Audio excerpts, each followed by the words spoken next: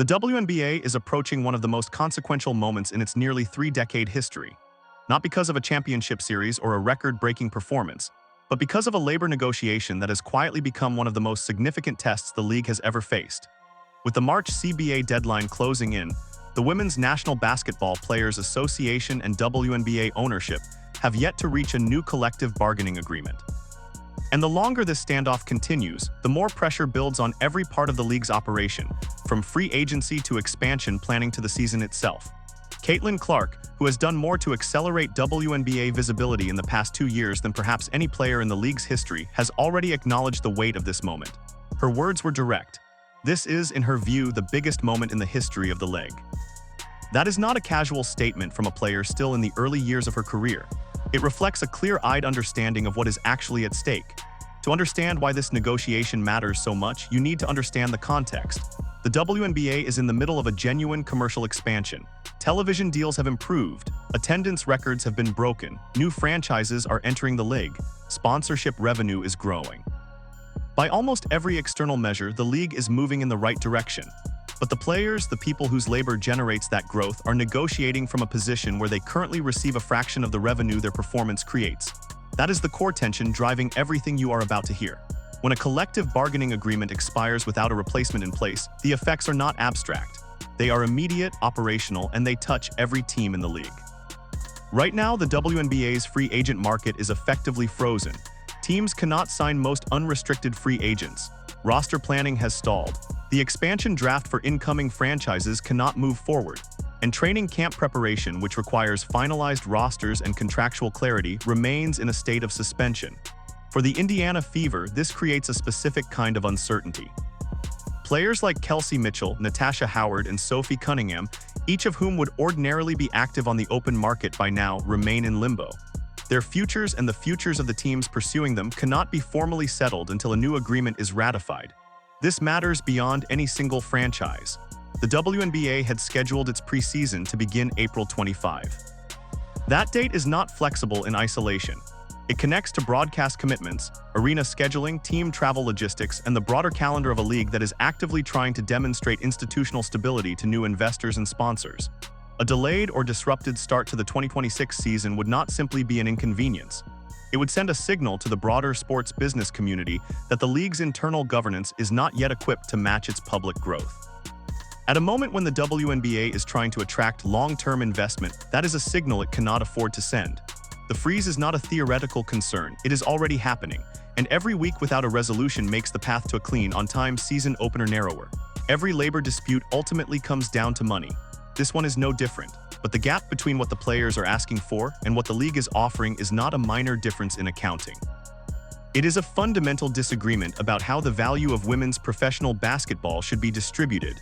The WNBPA's current proposal asks for approximately 27.5% of gross revenue across the life of the new deal, starting at 25% in year one. That number is not arbitrary.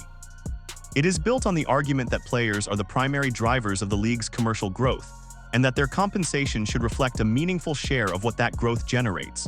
The league's counter-offer is structured differently. WNBA ownership has proposed approximately 70% of net revenue. The critical word there is net. Under standard accounting practices, net revenue is calculated after operating expenses are deducted. When you convert that figure to gross revenue terms, the same basis the players are using, it translates to somewhere below 15%. That is the gap. Players asking for roughly 25 to 27% of gross. The league offering something that amounts to less than 15% of gross. Those two numbers are not close, and bridging them requires one side to move significantly or both sides to accept a framework that neither has fully endorsed. The league has made movement in other areas. Housing provisions have been expanded. Retirement benefits through 401k contributions have been improved. Additional developmental roster spots have been added to the proposal. These are real improvements to player conditions and they should not be dismissed, but they do not resolve the central question. Improved benefits do not replace revenue sharing. A player who receives better housing during the season but still earns a fraction of what her labor generates has not achieved economic equity. She has received an upgrade to her working conditions. Those are different things. The players understand this distinction clearly, and that is why the revenue percentage remains the line that neither side has yet been willing to fully cross. The WNBPA has already taken one significant procedural step that signals how seriously the union is treating this negotiation. The executive committee has been authorized to call a strike when it determines the moment is necessary. That authorization has not been exercised, but its existence changes the nature of the conversation. A strike authorization is not a strike. It is a statement of leverage. It tells ownership that the players have gone through the internal process required to take collective action, that they are prepared to withhold their labor if the negotiations do not reach an acceptable outcome, and that this is not a bluff being made from a position of weakness. It is a formal, deliberate signal from a union that has done its homework. March is now weeks away. If a new CBA is not ratified before that deadline, the consequences begin to stack. Free agency remains frozen. The expansion draft cannot proceed. Rosters stay incomplete.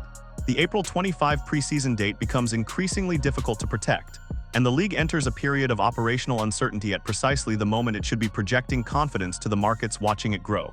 For Caitlin Clark and the Indiana Fever, this uncertainty is not just professional. Clark's presence in the league has been central to the WNBA's recent commercial surge. Her games draw ratings. Her jersey sells. Her visibility has brought new sponsorship conversations to the table. If the 2026 season is delayed or disrupted, that momentum does not simply pause. Some of it dissipates, sponsors recalibrate, casual fans disengage.